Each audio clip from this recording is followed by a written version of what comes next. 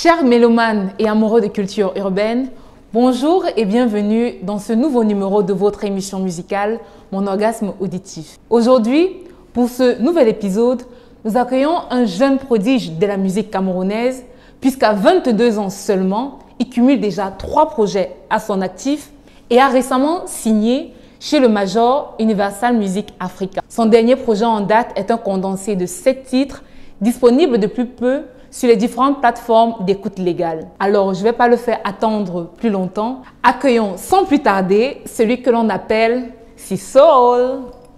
Rencontrer une fille d'un cosua, d'un cosien ou de la femme, bref, l'ango était là. Bonjour C-Soul. Bonjour. Comment tu vas? Bien. Ah, c'est un plaisir pour moi et pour l'équipe de t'accueillir aujourd'hui sur ce plateau. Merci de m'avoir invité. Ah, super. Alors, je te rappelle un peu le principe de l'émission. Donc, le principe, tout simplement, c'est de pouvoir échanger sur ton dernier projet, Illusion, qui est sorti il y a peu. Donc, on va essayer de comprendre un peu quelles sont les différentes influences liées à cet album-là. Qu'est-ce qui t'a motivé, même au niveau des textes même. Qu'est-ce qui a véritablement été cette muse-là qui t'a permis de pouvoir créer ce magnifique projet. Mais avant de commencer et d'entrer même dans ce projet-là, j'aimerais savoir déjà par rapport à ton nom, C-Soul. J'espère que je prononce bien. Ouais. Ok. Donc, tu peux me donner un peu la signification de ce nom-là?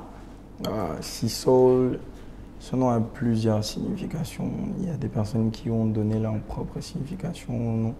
À la base, c'était Cyril qui fait de la soul. Parce que je suis un très grand fan de musique soul. Tu vois. Mais après, dans ma langue maternelle, si c'est terre. Et si on maintient le soul de la musique, soul, ça veut dire les termes de la soul. Si soul. Voilà, ah, mais c'est très beau. Alors, l'autre chose, c'est qu'à quel âge as-tu pris conscience que tu voulais faire de la musique ton métier? À quel âge?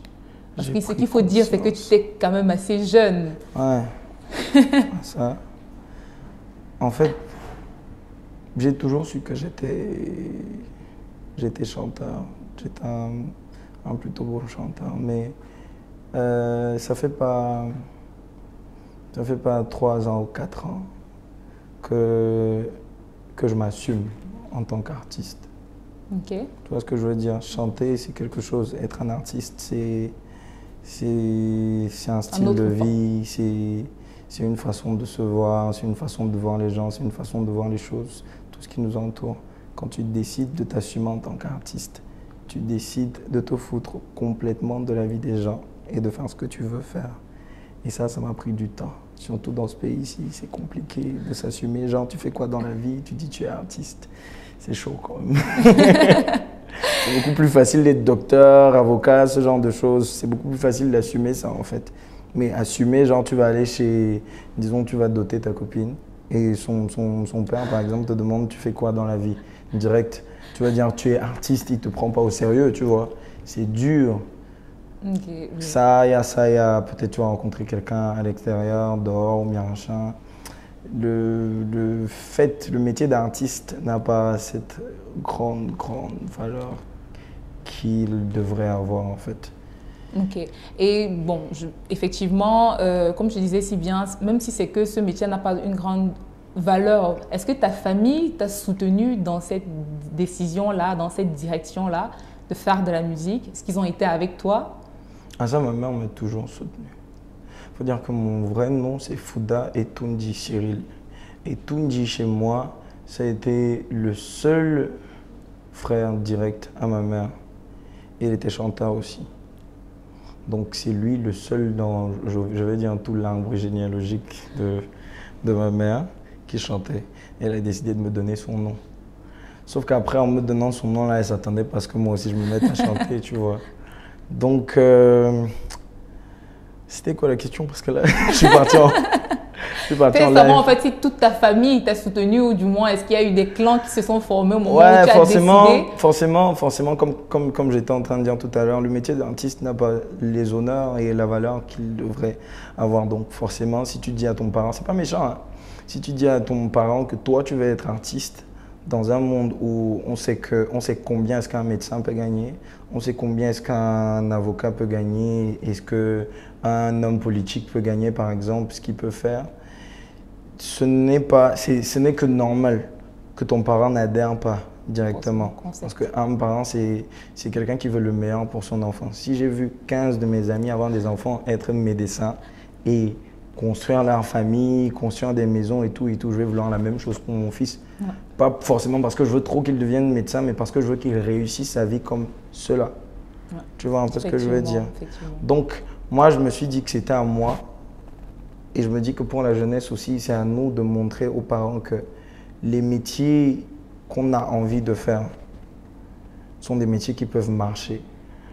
Avant, dans le football, il y avait des parents qui fouettaient leurs enfants parce qu'ils partaient dans les stades de foot, jouer après les cours et tout. Aujourd'hui, il y a Samuel Eto'o, aujourd'hui, il y a Alexandre Son, tu vois. C'est-à-dire qu'il y a des icônes comme ça qui ont pu prouver qu'avec le football, tu peux te faire une vie.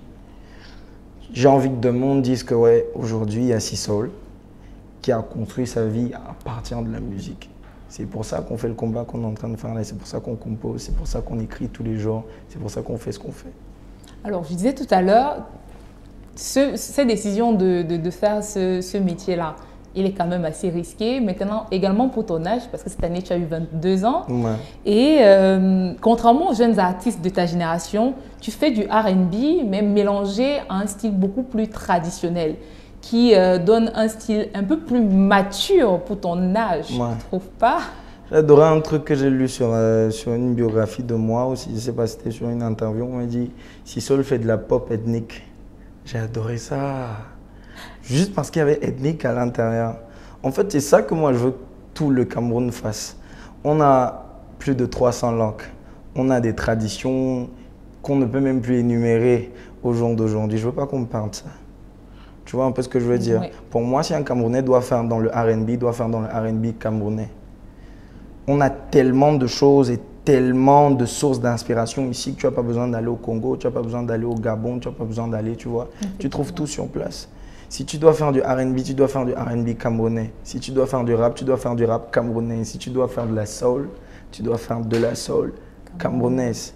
Tu vois. Ouais. J'ai pas envie de suivre ce qui se passe ailleurs. Je me dis qu'il y a déjà tout ici.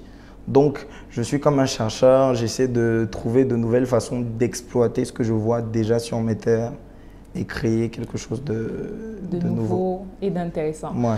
Alors, comment tu gères ton ascension rapide? Parce que récemment, tu as également annoncé ta signature chez Universal Music Africa. Et tu es sans doute le plus jeune artiste signé à date. Comment tu gères cette ascension rapide? Je la gère avec une très très bonne équipe, une équipe jeune qui a, je vais dire, pratiquement les mêmes ambitions que moi. C'est-à-dire montrer déjà que c'est pas parce qu'on est jeune qu'on ne peut pas arriver à de grandes choses. C'est pas parce qu'on est jeune qu'on ne peut pas être discipliné dans le travail qu'on fait. Et c'est pas parce qu'on est jeune qu'on est jeune. Oui, je comprends. Voilà, parce que tu peux être jeune et mature. Tu vois ce que je veux dire? C'est pas une question d'âge, c'est une question de savoir-faire. On maîtrise l'art et la manière de le faire. Ouais. Alors, tu peux nous raconter un peu comment s'est passée la signature avec Universal Music Africa? La signature avec Universal Music Africa. Est-ce que c'était une volonté de ton ancien label ou tu as quitté ton ancien label pour demander à être signé chez Universal Music Africa ou tu as directement été contacté par UMA? En fait, j'ai aimé une discussion que j'ai eue sur ce plateau même avant le début du tournage avec Bonas, qui m'a dit que ce qu'il appréciait chez moi, c'était le fait qu'à chaque projet, il a la sensation que l'artiste a upgrade. Tu vois, pour moi, la vie, c'est step by step. Il y a un moment où tu sens que là, il faut que tu montes d'un cran. Et c'est ce qui s'est passé. J'ai été dans le label Nouveau Mundo Africa, on a fait des merveilles ensemble, tu vois. Ouais. Moi, en un an ou deux, j'ai fait un concert Douala, un concert Yaoundé plein à craquer. J'ai fait un concert au Gut, mon premier concert live plein à craquer. On a sorti un album, on a sorti un EP, on a sorti 2 singles. Je suis heureux, tu vois ce que je veux dire? Ouais. Mais après, tu as de nouveaux challenges par rapport à ce qui se fait ailleurs.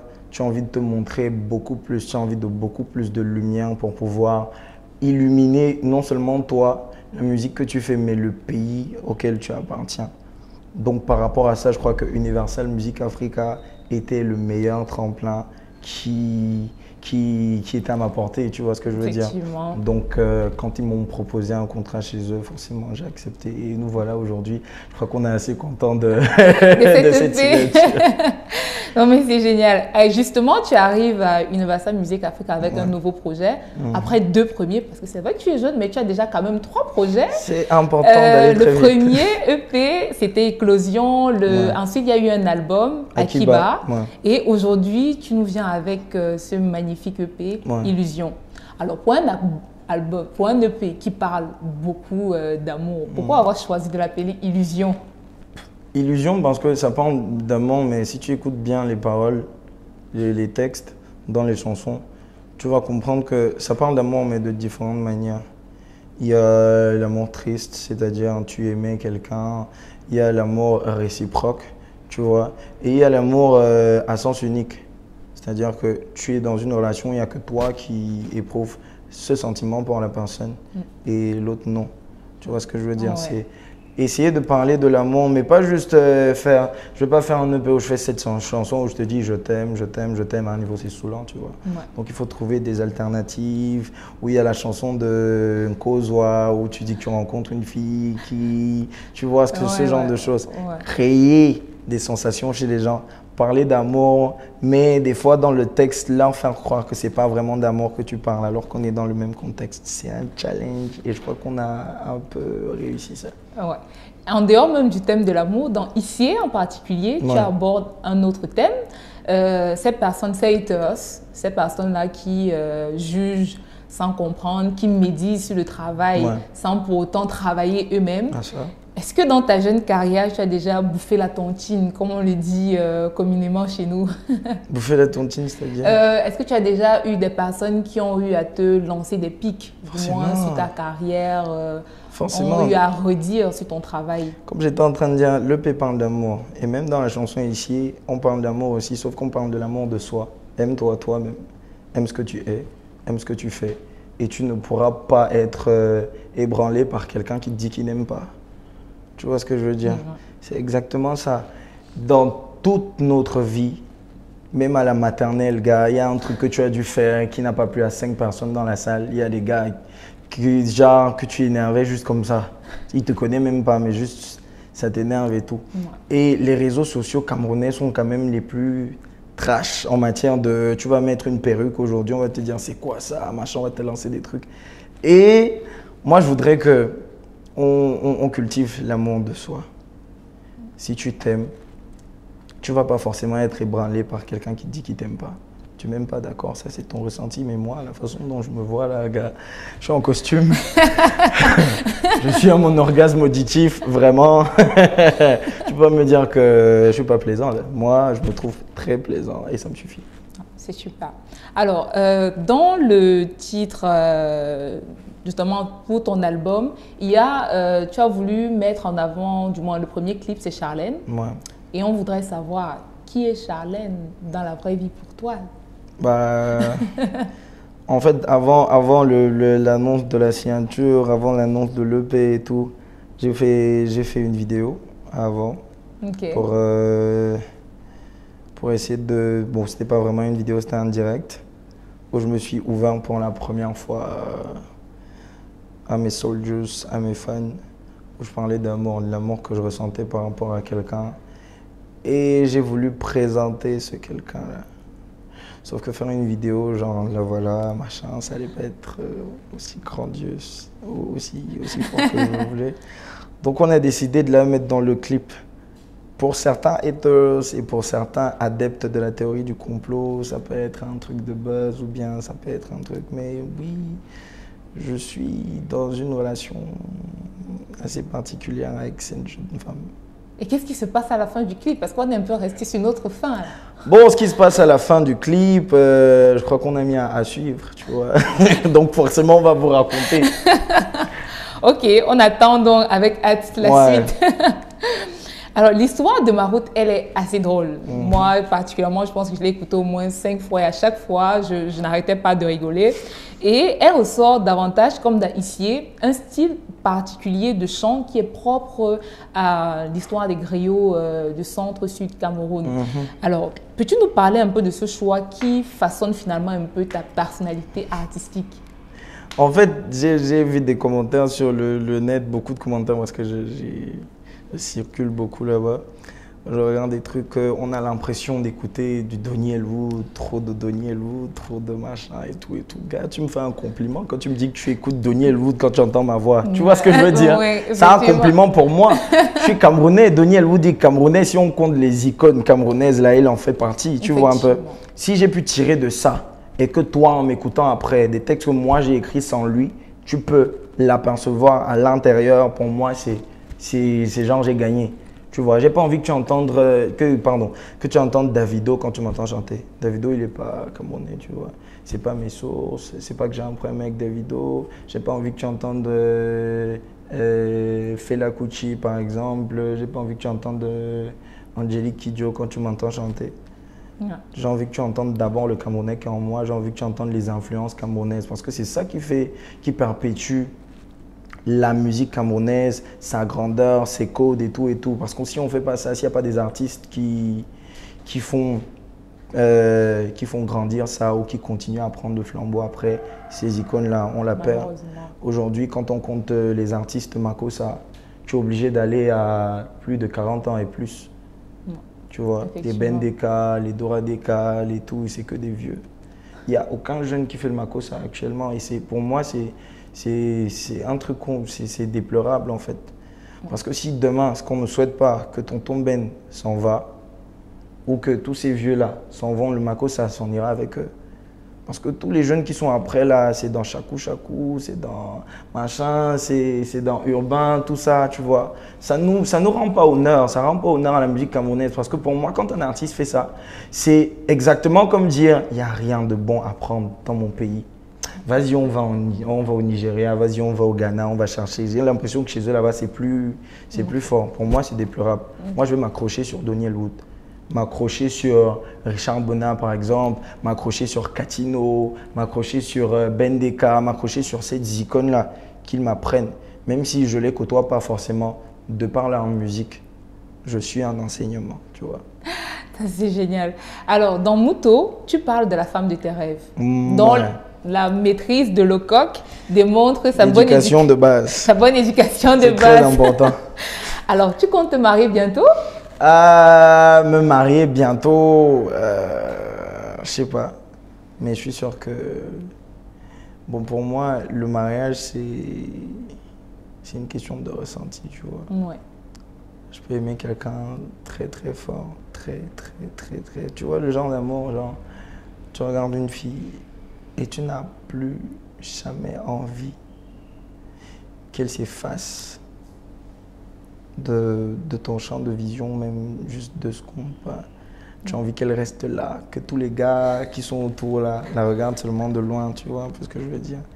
Ça t'emmène à l'hôtel, ça t'emmène à l'église, ça t'emmène jusqu'au bout du monde, ça te fait te marier. Je crois que le jour où je vais ressentir ça pleinement, je vais me marier, t'inquiète.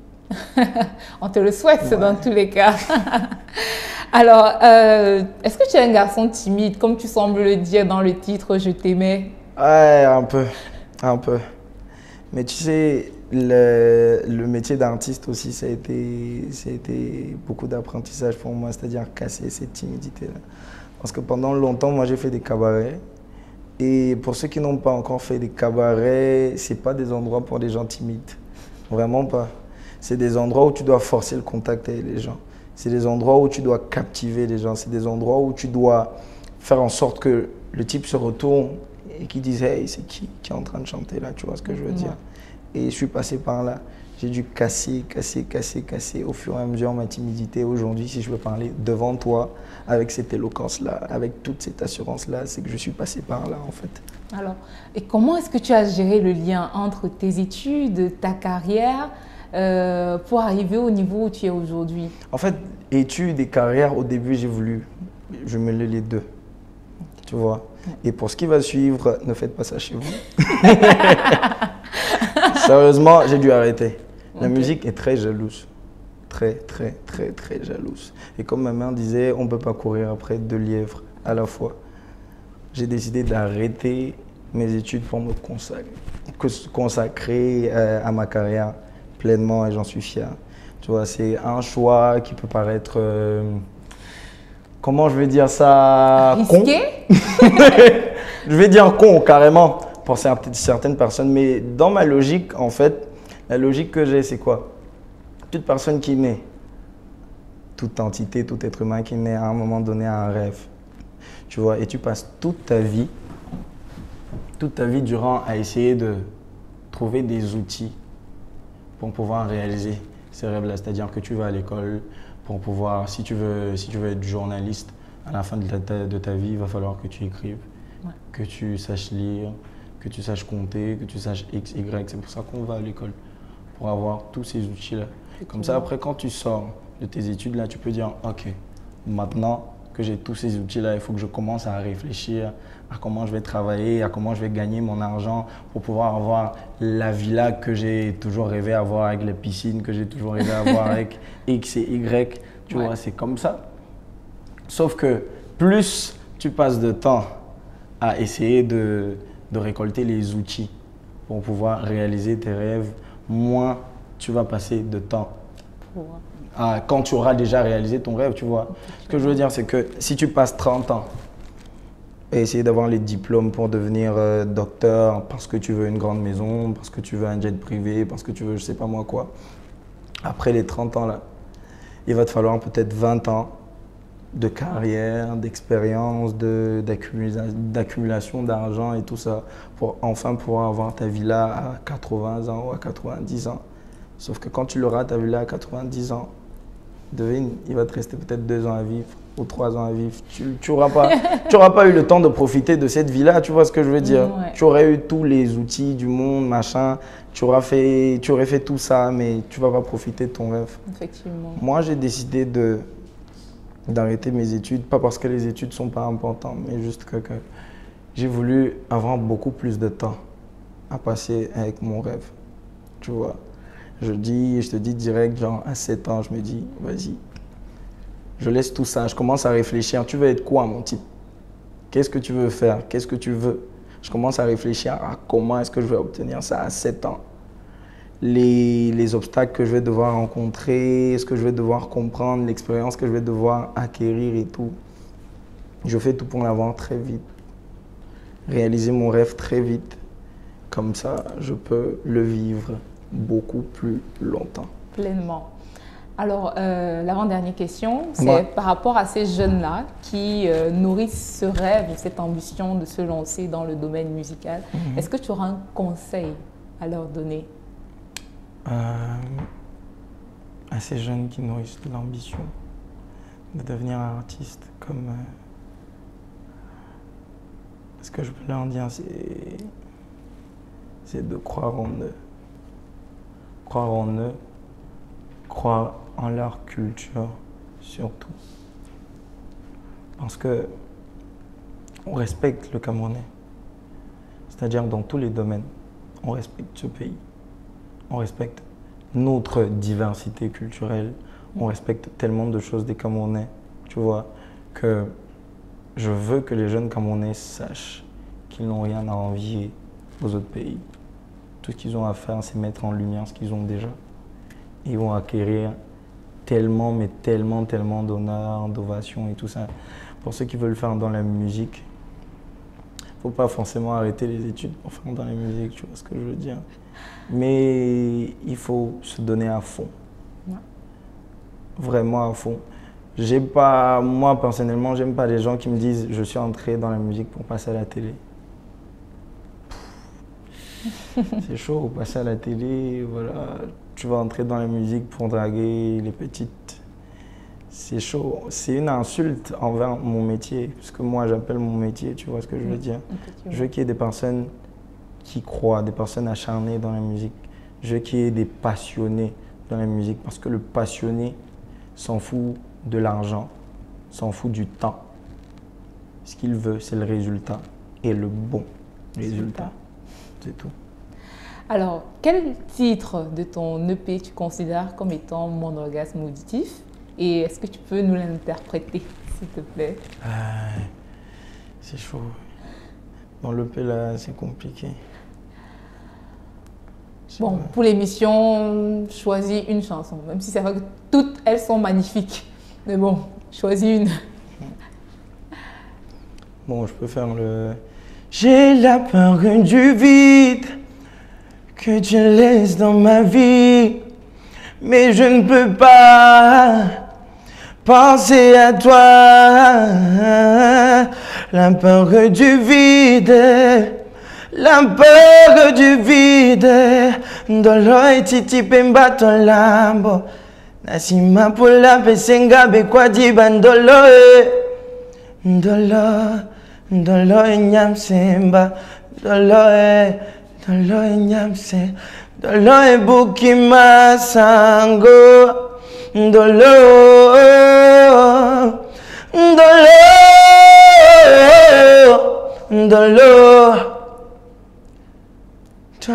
buki masango.